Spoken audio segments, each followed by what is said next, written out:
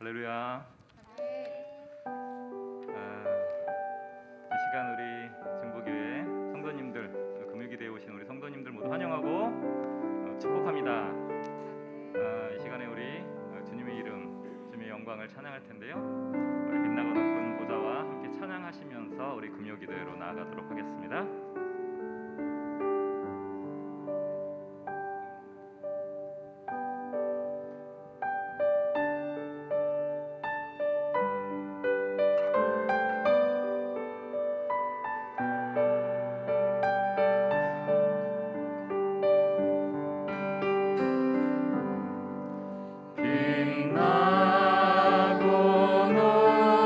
높은 보좌와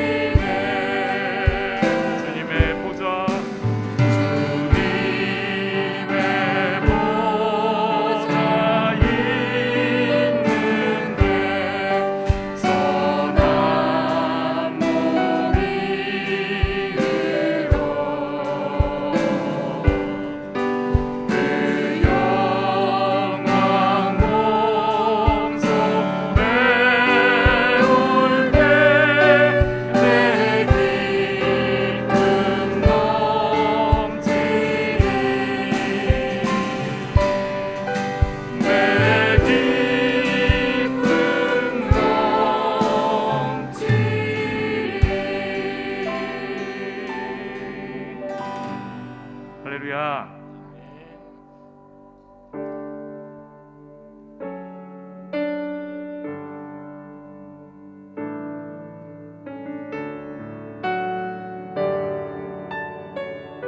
새롭게 하소서. 새롭게 하소서 주님. 상한 나의 마음을 새롭게 하소서. 새롭게 하소서 주님. 주님 마음 주소서. 내 안에 있는 모든 것들을 간절히 주님만 원합니다. 주님만 바라는 간절한 나의 마음 주님으로 채우소서.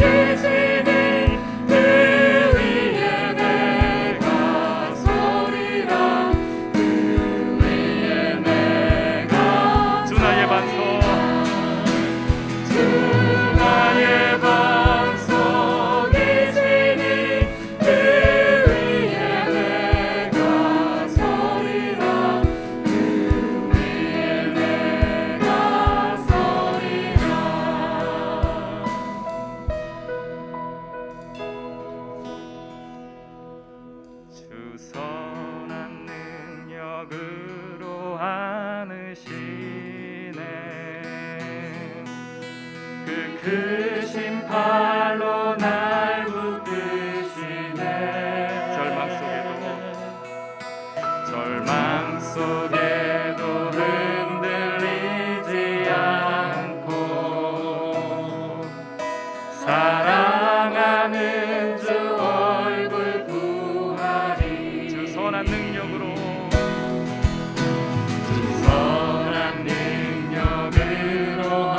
안으시네. 그 크신 팔로 날 붙드시네. 절망 속에도 흔들리지 않고 사랑하는 주 얼굴 구하리. 선한 능력으로 일어서리. 주만 의지하리. 믿음으로 우리 고대하네. 주 오실 그날 영광의 새날이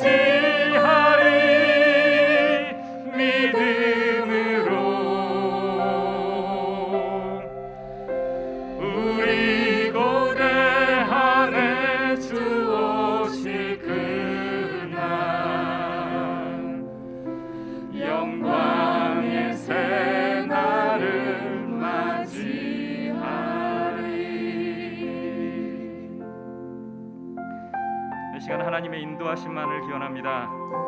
하나님의 인도하심과 동행하심을 구합니다.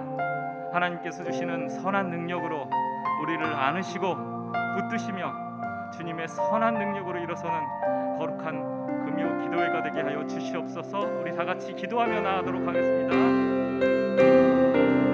사랑해 주님 감사드립니다. 이 시간 주님의 선한 능력을 하나님 아버지 의지하며 나아가오니 주님 도와주시옵소서.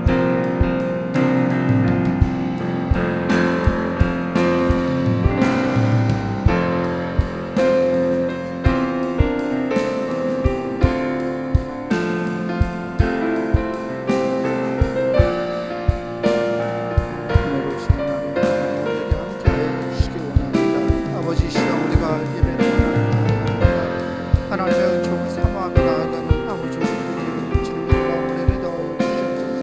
선하신 능력으로 하나님 우리를 채우시고 우리가 하나님의 사람답게 살아갈 수 있도록 은혜를 부어 주시옵소서. 아버지 주님의 은총 가운데서 우리가 거하고 있으며 신뢰하며 하나님 우리 안에 함께 하셔서 하나님의 놀라운 은혜의 빛을 비춰주시고 그 은혜에 힘입어서 살아갈 수 있는 아버지 우리가 될 수 있도록 하나님 우리를 도와 주시옵소서. 하나님 함께하여 주시옵소서. 은혜를 더하여 주시옵소서. 이 시간 우리를 만나 주시옵소서.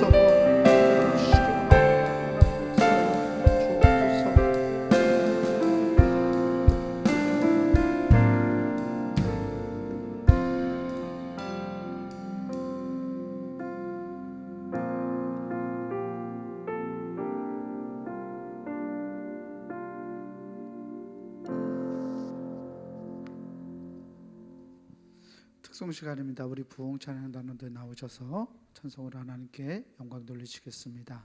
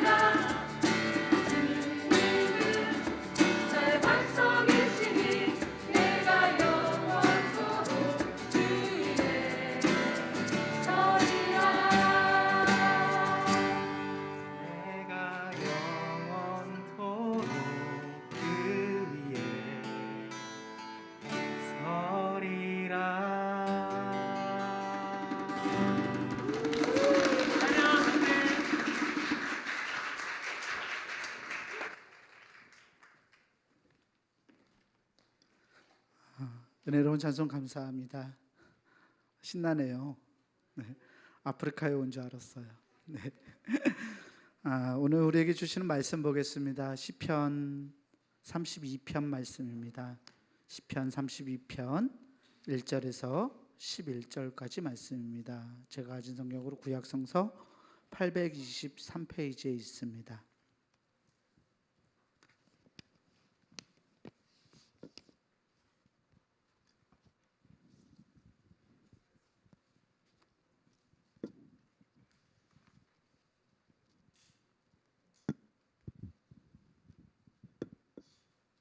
구약성서 823페이지 시편 32편 1절에서부터 11절까지 말씀입니다.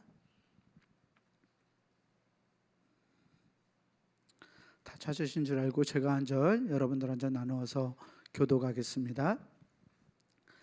허물의 사함을 받고 자신의 죄가 가려진 자는 복이 있도다.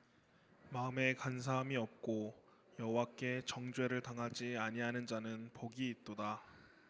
내가 입을 열지 아니할 때에 종일 신음함으로 내 뼈가 쇠하였도다. 주의 손이 주야로 나를 누르시오니 내 진액이 빠져서 여름 가뭄에 마름같이 되었나이다. 내가 이르기를 내 허물을 여호와께 자복하리라 하고 주께 내 죄를 아뢰고 내 죄악을 숨기지 아니하였더니 곧 주께서 내 죄악을 사하셨나이다. 이로 말미암아 모든 경건한 자는 주를 만날 기회를 얻어서 주께 기도할지라. 진실로 홍수가 범람할지라도 그에게 미치지 못하리이다. 주는 나의 은신처이오니 환난에서 나를 보호하시고 구원의 노래로 나를 두르시리이다. 내가 내 갈 길을 가르쳐 보이고 너를 주목하여 훈계하리로다. 너희는 무지한 말이나 노새같이 되지 말지어다. 그것들은 재갈과 굴레로 단속하지 아니하면 너희에게 가까이 가지 아니하리로다. 악인에게는 많은 슬픔이 있으나 여호와를 신뢰하는 자에게는 인자하심이 두르리로다. 함께 봅니다. 너희 의인들아 여호와를 기뻐하며 즐거워할지어다. 마음이 정직한 너희들아 다 즐거이 외칠지어다. 아멘. 우리 주님께서 주시는 은혜와 평강이 오늘 금요기도회로 하나님께 나아가는 우리 교우들에게 함께하기를 주의 이름으로 축원합니다.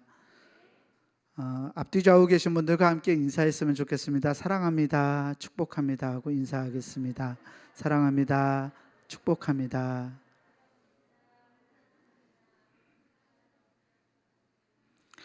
네. 요즘 학교 폭력으로 인해서 나라가 좀 떠들썩하죠. 네. 학폭 예전부터 있었던 문제지만 오늘날에는 사회 각 분야에서 이 학교 폭력이 예민한 문제로 떠오른 것 같습니다. 유명한 스포츠 선수들 또 각종 오디션의 참가자들 이제는 정계에 진출하는 사람들에게까지 이 대중에게 노출되는 사람들을 향한 윤리적 잣대가 예전보다는 훨씬 더욱 민감해진 것 같습니다. 공인들을 향한 윤리적인 잣대가 민감해졌다라는 것은 오늘 우리가 살아가는 우리 시대의 이 윤리적인 의식, 즉 윤리적인 눈높이를 보여주는 증거가 되기도 합니다. 때문에 우리 사회가 죄에 대한 민감함이 커져가면 커져갈수록 그만큼 사회가 성숙하고 있다라는 반증인 것입니다. 앞으로 우리 사회가 점점 더 성숙해 갈수록 이 죄에 대한 민감함은 더욱 커져갈 것입니다.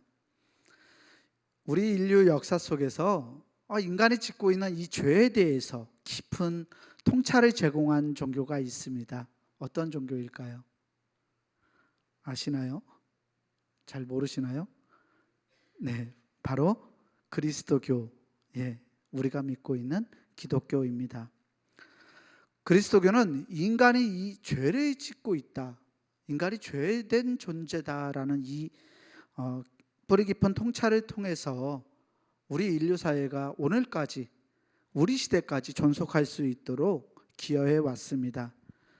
일반적으로 세상에 있는 많은 종교들은요, 사람에 대해서 굉장히 긍정적이고 낙관적으로 생각합니다.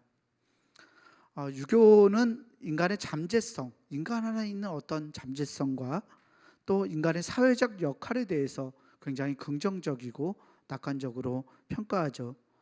인간은 학습, 배움을 통해서 또 예의범절이라고 말하는 예를 통해서 인간은 자신의 잠재력을 연방하고 성장하고 펼쳐갈 수 있다라고 말합니다. 그래서 인간은 이를 통해 하늘의 뜻을 펼칠 수 있는 존재라고 유교는 말합니다. 불교는 어떠한가요? 불교는 인간이 겪는 고통의 문제를 해결하기 위해서 해탈을 추구하는 종교입니다. 이 해탈의 길은 본래 인간의 이 본래적인 상태, 자연적인 이 자연스러운 인간의 상태를 되찾음으로 인해서 사람에게 해탈이 가능하다고 말해요.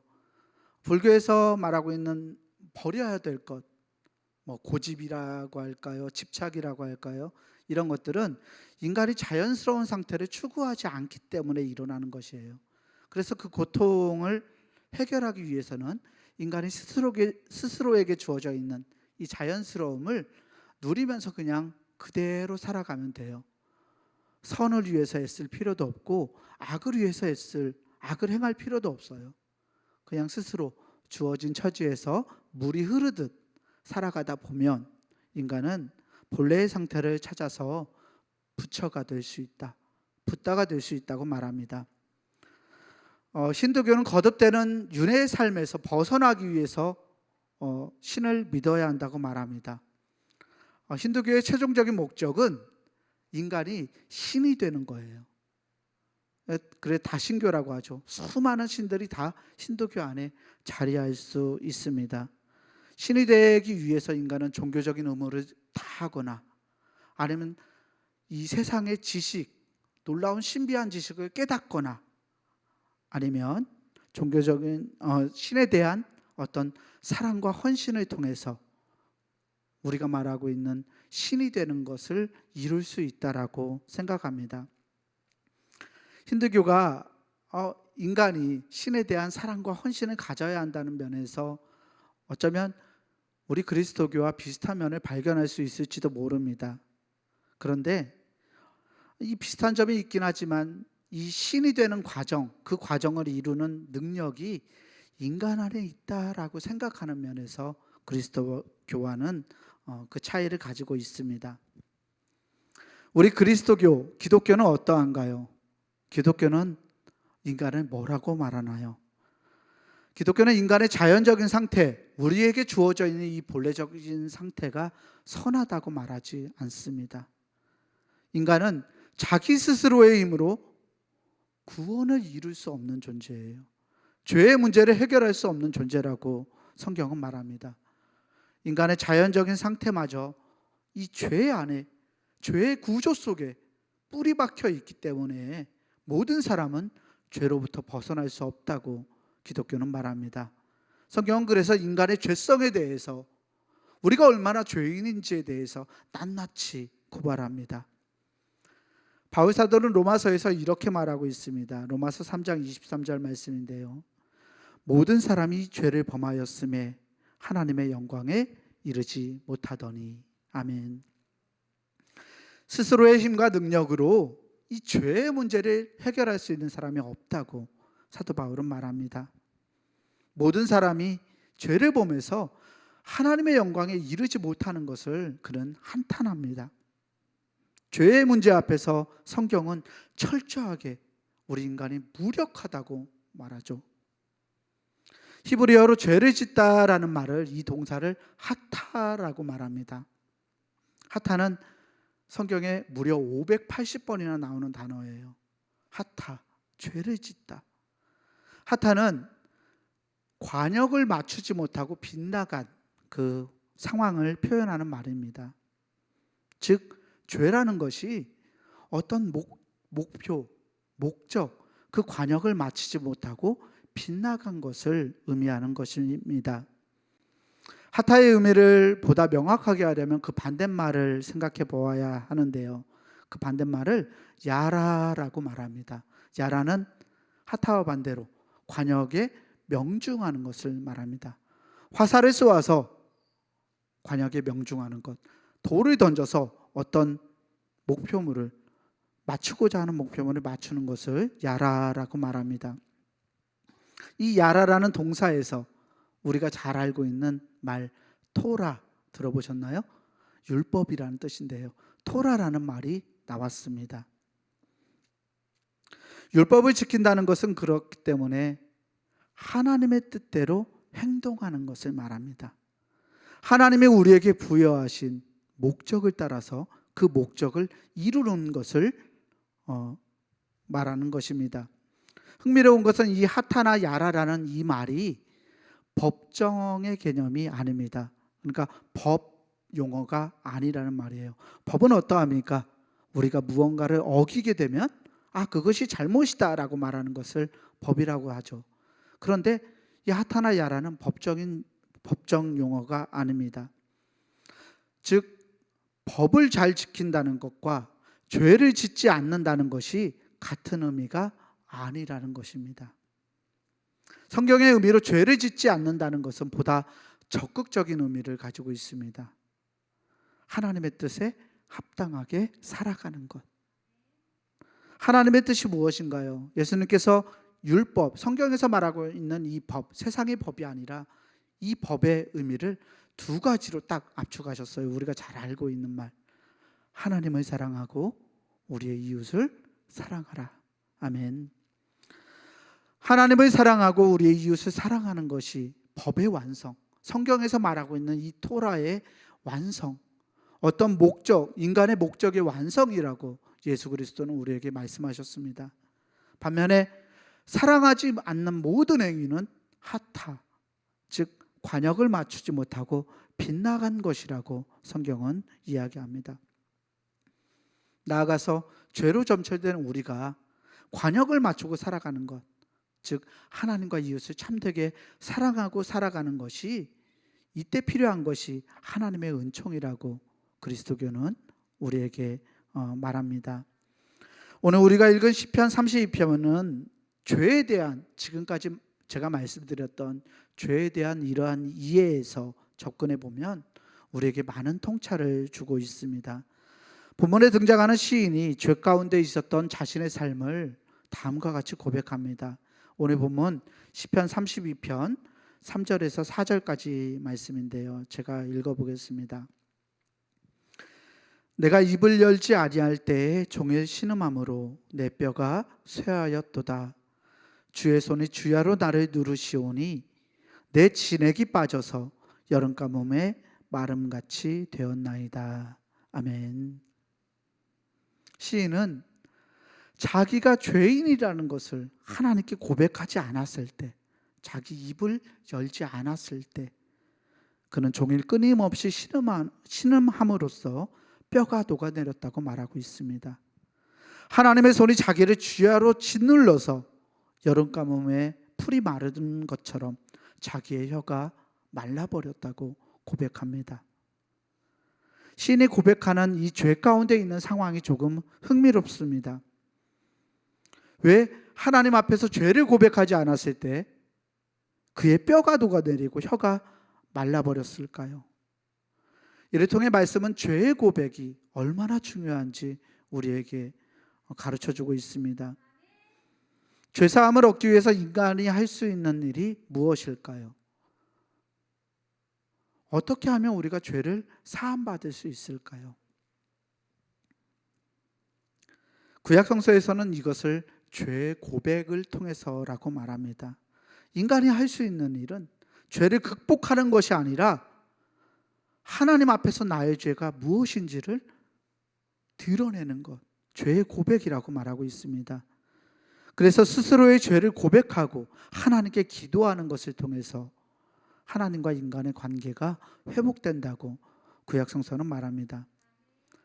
이는 오늘 우리가 가지고 있는 부르짖는 기도와 죄에 대한 회개의 인식을, 그 회개에 대한 인식의 변화를 우리에게 요청하고 있습니다. 다시 말해서 우리가 알고 있는 회개 기도, 우리의 죄를 하나님께 고백하는 이 기도가 무엇인지를 우리에게 보여주고 있다는 것입니다. 흔히 우리는 기도를 내가 겪고 있는 어떤 고난, 나의 어려움에서 벗어나기 위해서 하나님께 부르짖는 것이라고 이해하기도 합니다. 회개 역시 하나님을 믿지 않았던 내 삶의 자세에서부터 돌아서서 하나님께로만 돌아가면 된다라고 생각하기 일쑤입니다. 하지만 오늘 시편에 근거하면 기도나 회개에 반드시 나의 죄를 하나님께 고백하는 것이 필요하다라는 것을 깨달을 수 있습니다. 본문 3절에서 이 시인이 끊임없이 신음함으로써 자신의 뼈가 녹아내리게 된 이유는 그가 하나님 앞에서 입을 열지 않았기 때문입니다. 입을 열지 않았을 때 그는 자기의 혀가 세번역 성경에서는 혀가 여름 가뭄에 그렇게 말라붙어 버렸다고 고백하고 있는데요, 자신의 혀가 이 가뭄에 마르듯이 말라버렸다고 고백합니다.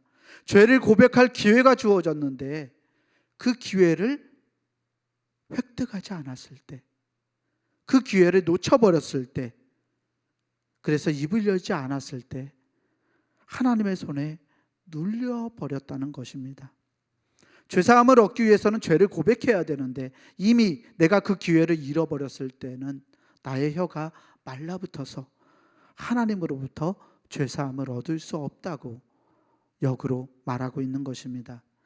사랑하는 교회 여러분, 우리가 환난이나 어려움, 고난에 처해서 울부짖고 간구할 때는 반드시 우리의 죄를 하나님 앞에 고백해야 합니다.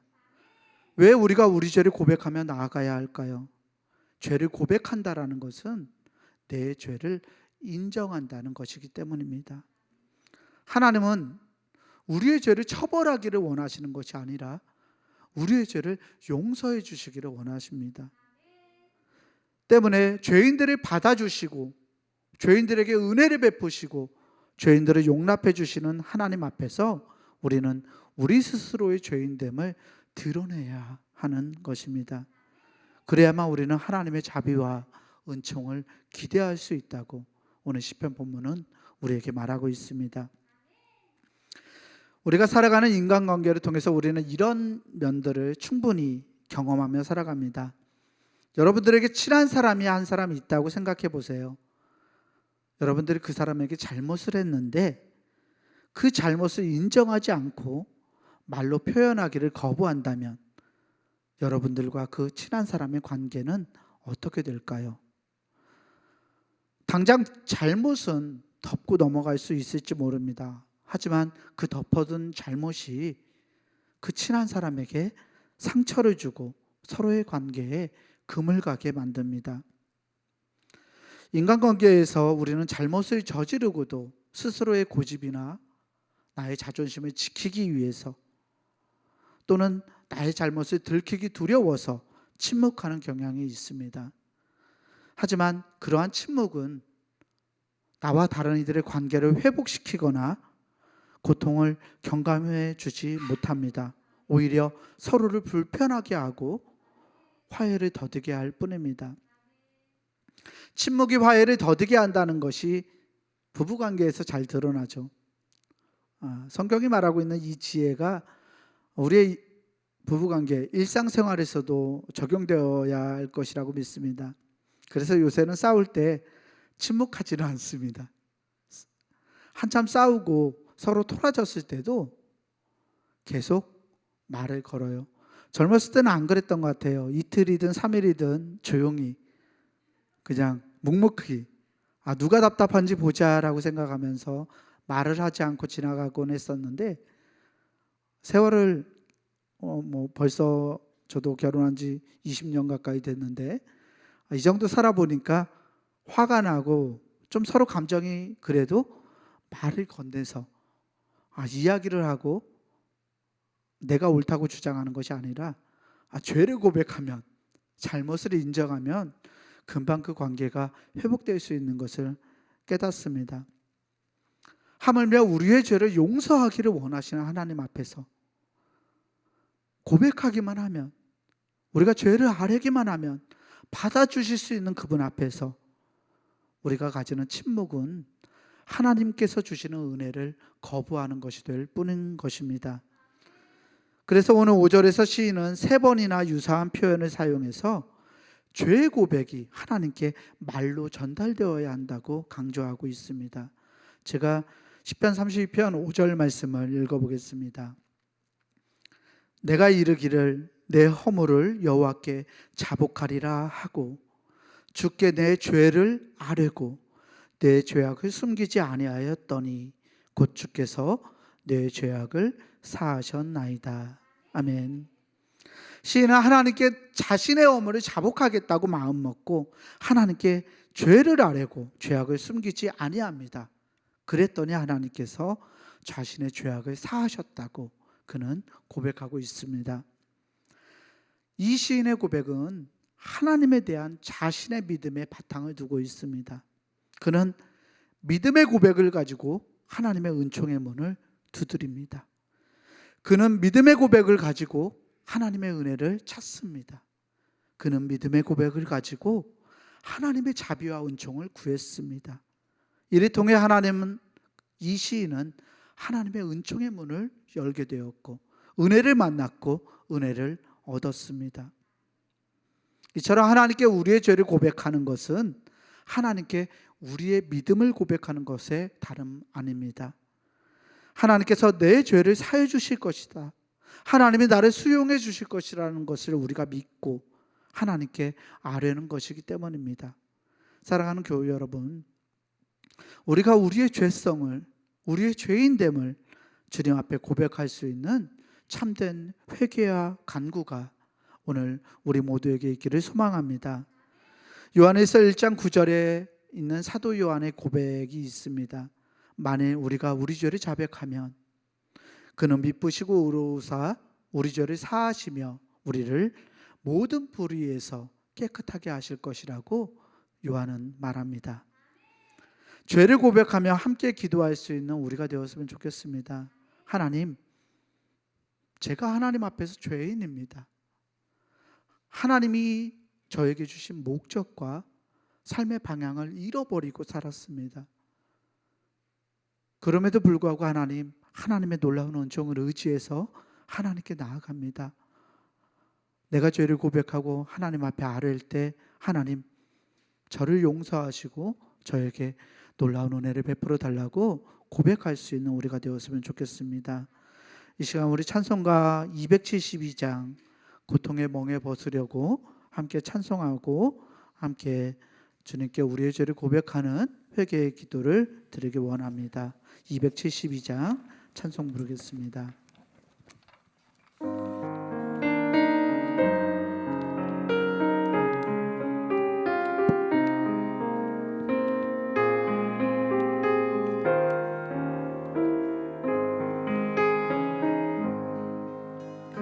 고통의 멍에 벗으려고 예수께로 나아갑니다. 자유와 기쁨 베푸시는 주께로 갑니다.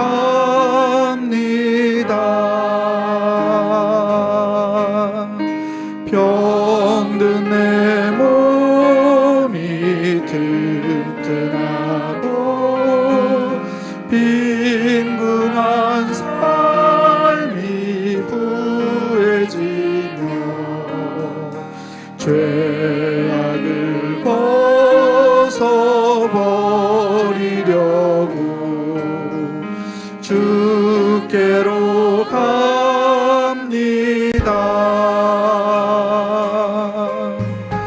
낭패와 실망 당한 뒤에 예수께로 나갑니다. 십자가 은혜 받으려고 주께로 갑니다.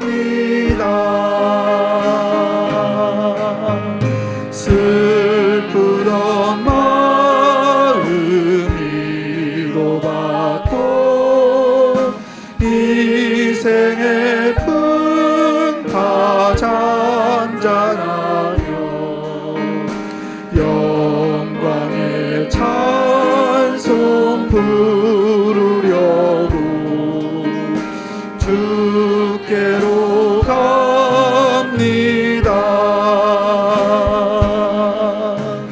교만한 마음을 내버리고 예수께로 나갑니다. 복되신 말씀 따르려고 주께로 갑니다.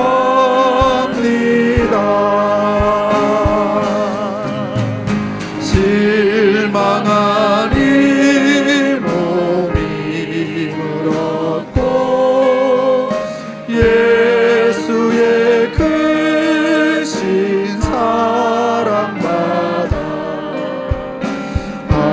하늘의 기쁨 맛보려고 주께로 갑니다.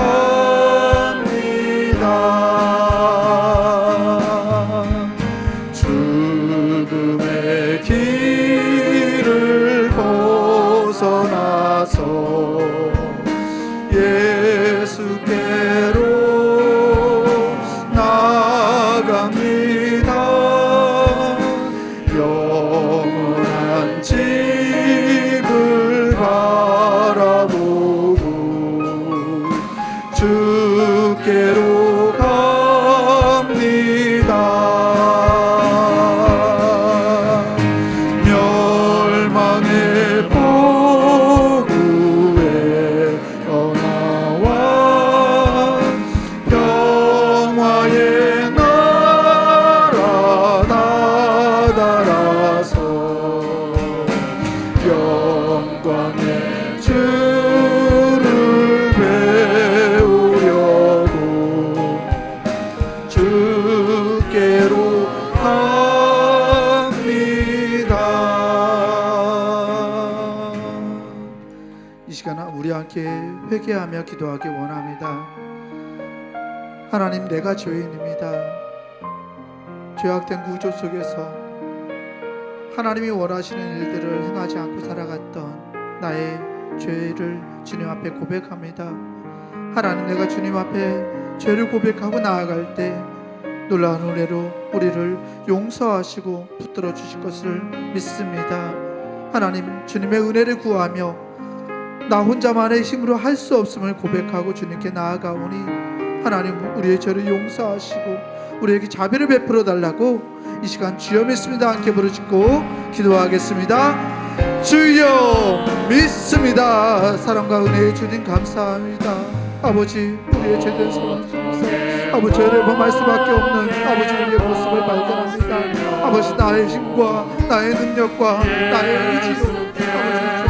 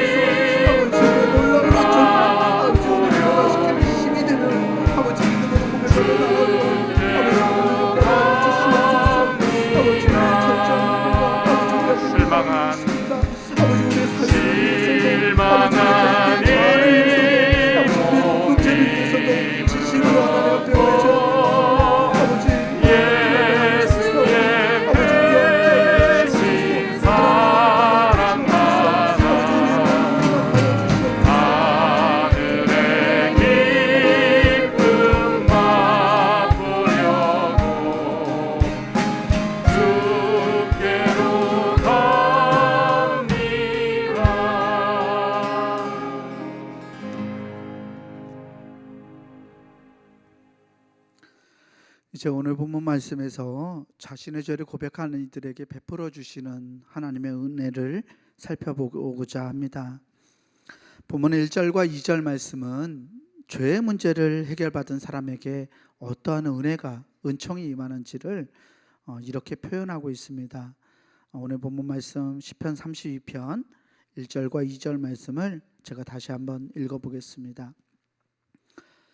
허물의 사함을 받고 자신의 죄가 가려진 자는 복이 있도다. 마음에 간사함이 없고 여호와께 정죄를 당하지 아니하는 자는 복이 있도다. 아멘. 본문은 자신의 죄를 고백한 하나님 앞에 드러낸 사람들을 허물의 사함을 받은 자, 자신의 죄가 가려진 자, 마음에 간사함이 없고 여호와께 정죄를 당하지 아니하는 자라고 말합니다. 그리고 이러한 사람들이 복 있는 사람, 복 있는 사람이라고 선언합니다. 죄의 사함을 받은 이 은총을 받은 사람들이 복 있는 사람이라고 성경은 표현합니다. 사실 시편의 많은 말씀, 많은 시편들은 이 복 있는 사람에 대해서 다루고 있습니다. 전체적으로 이 시편이 고백하는 복이 있는 사람은 하나님의 뜻과 하나님의 다스림에 따라서 살아가는 사람들을 의미합니다. 하나님의 뜻대로 살아감으로써 자신의 삶에서 복을 누릴 수 있다라는 말입니다. 그런데 오늘 시편 32편은 죄의 사함을 받은 자가 복 있는 사람이라고 말합니다. 왜 죄를 사함 받은 사람이 복이 있는 사람일까요? 서두에 말씀드린 죄에 대해서 다시 한번 떠올려 보시길 바랍니다. 죄는 사람이라면 누구나 벗어날 수 없는 필연적인 조건과 구조라고 말씀드렸습니다.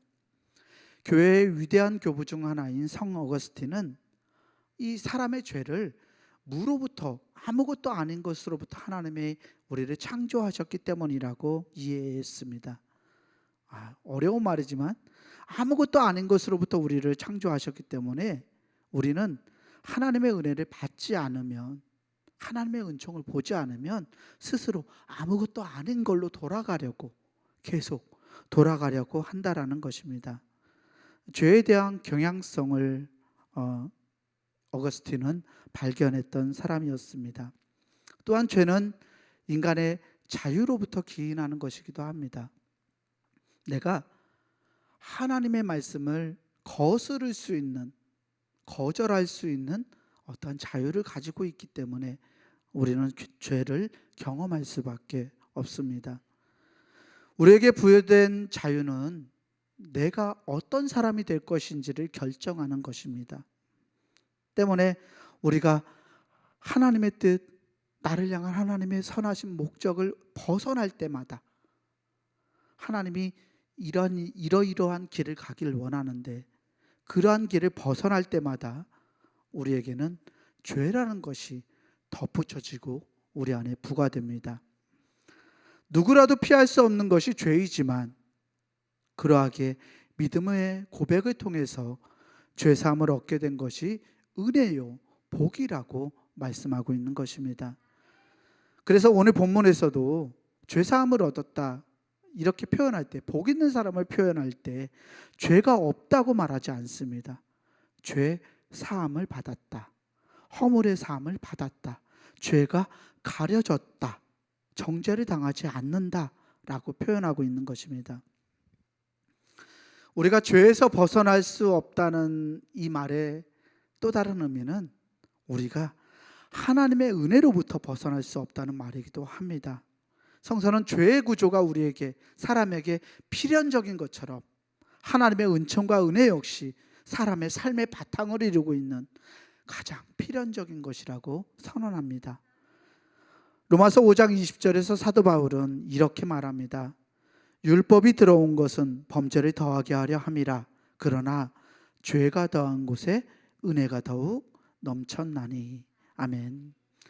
죄가 더한 곳에 은혜가 더욱 넘쳤다고 사도 바울은 고백합니다. 인간이 죄를 인식하면 인식할수록 하나님의 은혜를 더욱더 요청할 수밖에 없다고, 이런 인간의 현실을 사도 바울은 고백하고 있는 것입니다. 기독교는 인간의 죄성에 아주 민감합니다. 인간은 죄인이라고 이야기합니다. 하지만 동시에 기독교는 하나님의 은혜, 하나님의 은총에도 민감합니다. 그리스도인들은 하나님의 은총에 내가 바탕을 두지 않고서는 한 걸음도 하나님의 뜻대로 내가 삶을 살아갈 수 없다고 고백합니다. 내 스스로 행할 수 있는 선이 없지만 하나님의 은총에 의지하면 나는 그 어떤 죄도 이겨낼 수 있다라고, 넘어갈 수 있다라고 말하는 것이 바로 기독교의 진리입니다.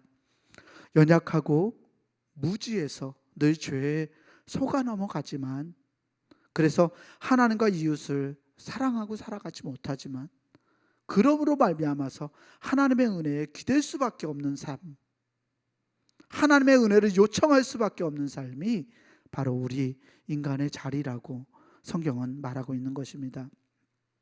그런데 우리가 한 가지 놓치지 말아야 할 것이 있습니다. 바로 우리에게 필요한 하나님의 은혜를 값싼 은혜로 만들지 말아야 한다는 것입니다.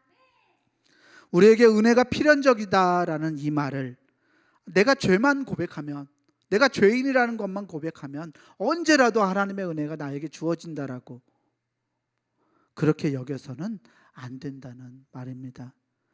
하나님의 은혜는 죄를 짓는 삶에서 떠나가기 위해서 필요한 능력입니다. 관역을 맞추지 못했던 삶에서 떠나가기 위한 능력이 바로 하나님의 은총입니다.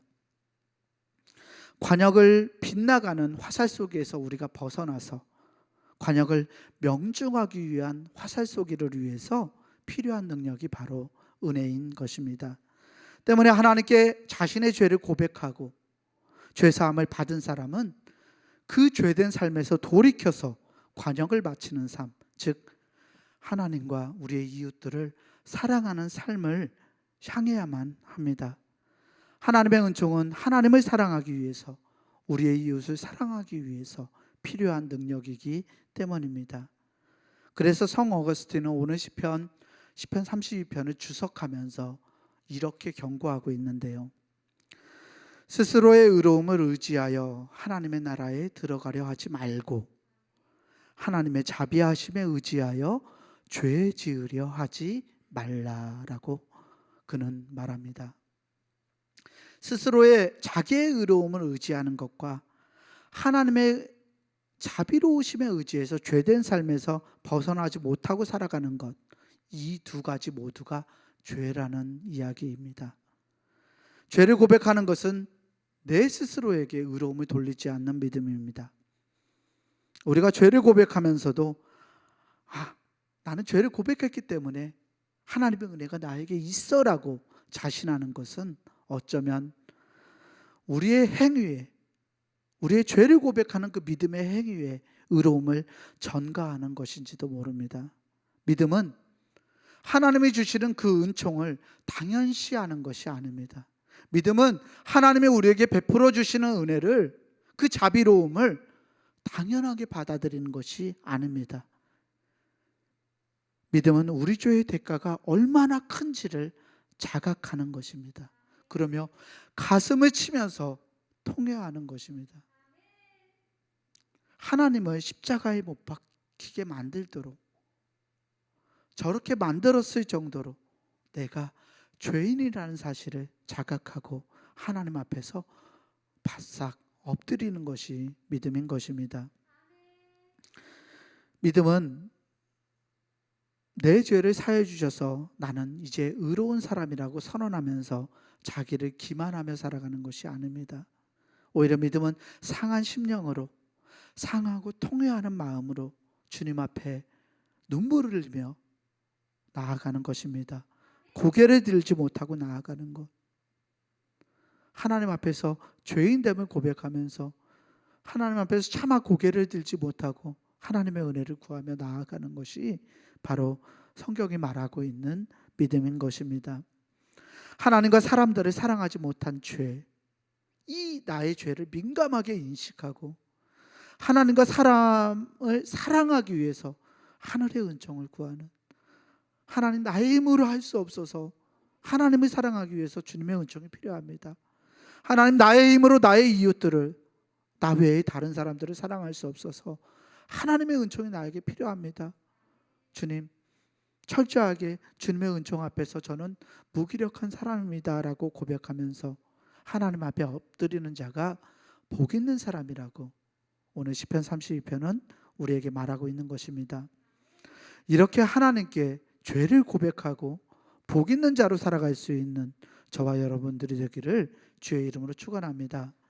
오늘 시편은 다음과 같은 외침으로 마치고 있습니다. 시편 32편 10절과 11절 말씀인데요. 악인에게는 많은 슬픔이 있으나 여호와를 신뢰하는 자에게는 인자하심이 두루리로다. 너희 의인들아 여호와를 기뻐하며 즐거워할지어다. 마음이 정직한 너희들아 다 즐거이 외칠지어다. 아멘. 이 외침은 하나님으로부터 죄를 용서받은, 구원의 은총을 받은 기쁨을 표현하고 있습니다. 내 죄를 용서받은 기쁨뿐만 아니라 하나님과 우리의 이웃들, 다른 사람들을 사랑하게 될 수 있게 된 그 기쁨을 시편은 선언하고 있습니다. 사랑하는 교우 여러분, 우리가 하나님을 사랑할 수 있게 된 것이 우리에게 기쁨인 줄 믿습니다. 또한 우리가 다른 이들을 사랑할 수 있게 된 것이 우리에게 기쁨이 되길 소망합니다.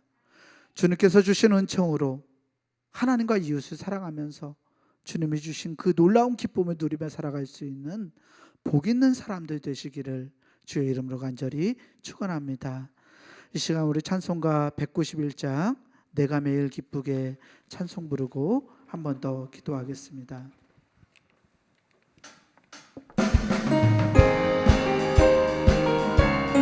박수 치면서 찬송합니다. 내가 매일 기쁘게 순례의 길 행함은 주의 팔이 나를 안보하니요.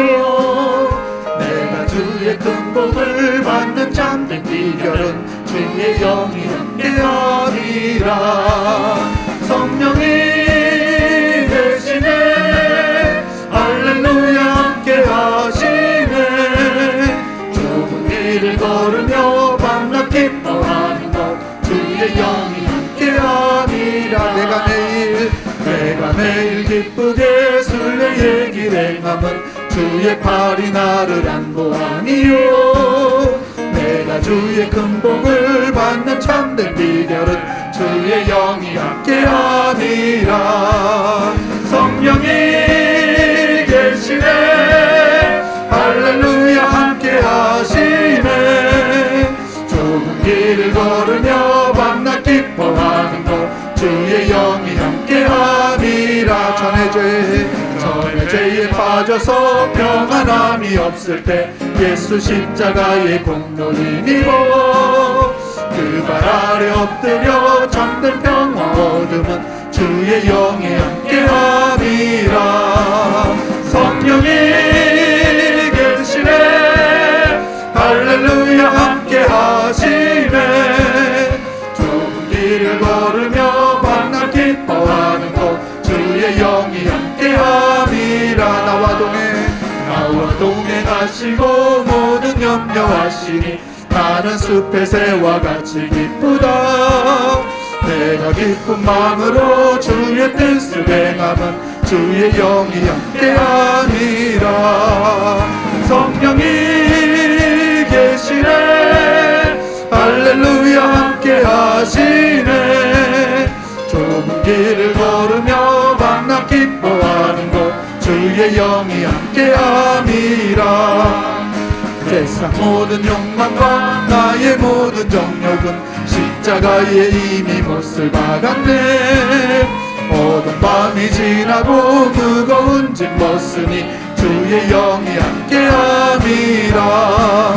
성령이 계시네 할렐루야 함께하시네. 좁은 길을 걸으며 만나 기뻐하는 것 주의 영이 함께함이라. 성령이 계시네 할렐루야 함께하시네. 좁은 길을 걸으며 만나 기뻐하는 것 주의 영이 함께함이라. 하나님, 이 시간 우리가 함께 기도하기 원합니다. 하나님, 주님의 은총을 구하는 자 되게 하여 주옵소서. 주님이 주시는 즐거움을, 그 놀라운 기쁨을 누릴 수 있는 복 있는 사람 되기 원합니다. 하나님과 우리의 이웃들을 사랑할 수 있도록 하나님 우리에게 은혜를 베풀어 주시옵소서. 주의 영이 함께 하셔서 우리가 이것이 가능하게 됨을 하나님 믿고 나아가오니 하나님 나와 함께 하여 주시옵시고 아버지 나와 동행하여 주시고 나를 통해서 하나님 나라의 놀라운 기쁨을 누리게 하시고 그 기쁨으로 세상을 사랑하고 하나님을 사랑하며 살아갈 수 있도록 은혜를 부어 주시옵소서. 주님의 은총을 구하며 우리 주여 믿습니다 함께 부르짖고 기도하겠습니다. 주여 믿습니다. 사랑의 하나님 아버지, 우리가 기쁜 은혜의 삶을 살아가기 원합니다. 아버지, 하나님을 사랑할 수 있게 될 것이 나의 기쁨이 계시네 할렐루야 함께하시네. 좁은 길을 걸으며 만나 기뻐하는 것 주의 영이 함께한. 성령이 계시네 할렐루야 함께하시네. 좁은 길을 걸으며 만나 기뻐하는 것 주의 영이 함께하니. 내가 매일 기쁘게 순례의 길 행하니 주의 편이 나를 안보하니요. 내가 주의 큰 복을 받는 참된 비결은 주의 영이 함께함이라. 성령이 계시네 할렐루야 함께하시네. 좁은 길을 걸으며 만나 기뻐하는 것 주의 영이 함께함이라. 전에 죄에 빠져서 평안함이 없을 때 예수 십자가의 공로를 힘입어 그 발 아래 엎드려 참된 평화 얻음은 주의 영이 함께함이라. 성령이 계시네 할렐루야 함께하시네. 좁은 길을 걸으며 만나 기뻐하는 것 주의 영이 함께하니라. 나와 동행하시고 모든 염려하시니 나는 숲의 새와 같이 기쁘다. 내가 기쁜 마음으로 주의 뜻을 행함은 주의 영이 함께하니라. 성령이 계시네 할렐루야 함께하시네. 좁은 길을 걸으며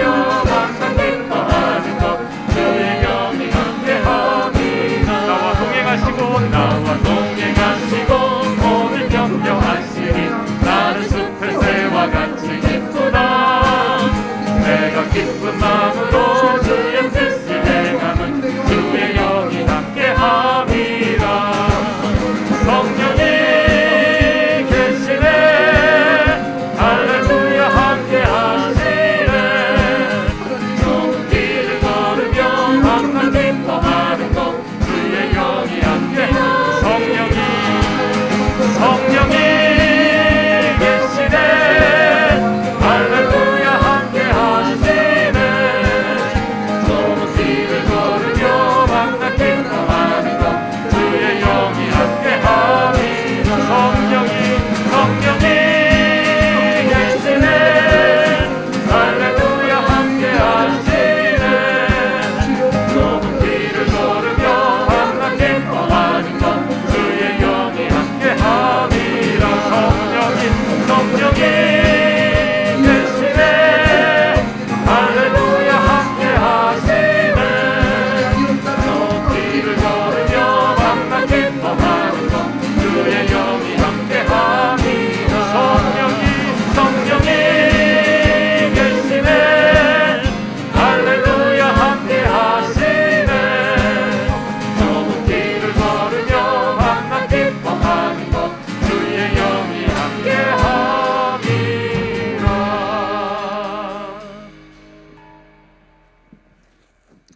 우리 찬송가 620장인가요?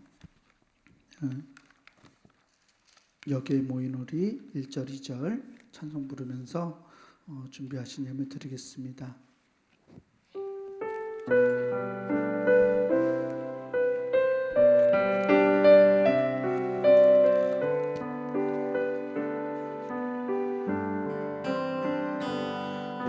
여기에 모인 우리 주의 은총 받은 자여나 주께서 이 자리에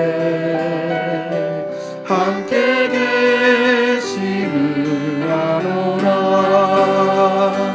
언제나 주님만을 찬양하며 따라가리니 시험을 받을 때도 함께 계심을 믿노라.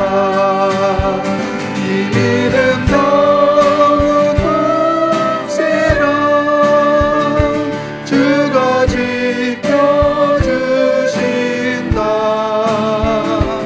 어두운 밤에도 주의 맑은 빛 인도하여 주신다. 주님이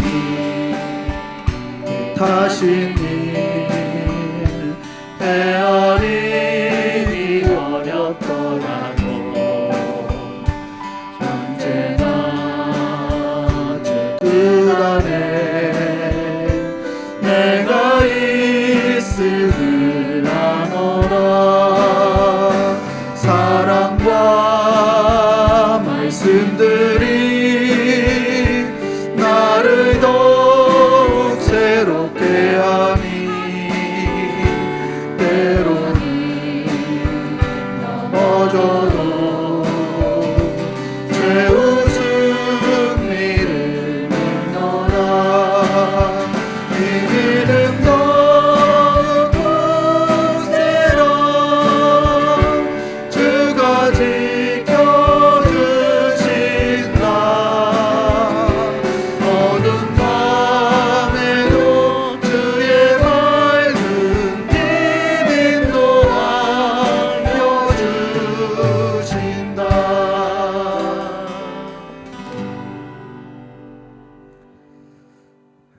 은혜로우신 아버지 하나님, 오늘도 죄인들이 모였습니다. 주님 앞에 감히 머리를 들 수 없는 죄인들이 하나님 세상에 살다가 주 앞에 왔습니다. 하나님, 이 시간에 주님 앞에 마음을 조아리고 우리의 모든 것을 낮추어 주님을 의지하오니 성령님 임재하시고 우리의 죄를 용서하시고 우리를 사하여 주시고 우리에게 주님의 자비를 허락하여 주옵소서. 주님을 바라보는 자마다, 주님을 의지하고 고백하는 자마다 하나님의 긍휼하심의 은혜를 입게 도우시고 하나님이 함께 하심으로 다시 일어나 세상을 변화시키는 하나님의 사람으로 거듭날 수 있도록 우리를 인도하여 주시옵소서. 성령의 능력을 부으셔서 오늘도 기도의 제목들을 가지고 나온 자들마다 하나님의 살아계심을 발견하게 하시고 오늘도 나와 함께 하시는 하나님, 나를 도우시는 하나님 만날 수 있도록 하나님 오늘 이 시간에도 역사하여 주옵소서. 하나님 앞에 정성껏 예물을 드립니다. 귀한 예물이 아름답게 쓰여지게 도우시고 사람을 살리고 구원하고 생명을 주고 거룩하게 하는 데 쓰임 받을 수 있도록 하나님 인도하여 주옵소서. 우리 사랑하는 모든 성도들 가운데 은혜로만 인도하시기 원하옵고 살아계신 예수님 이름으로 간절히 기도하옵나이다.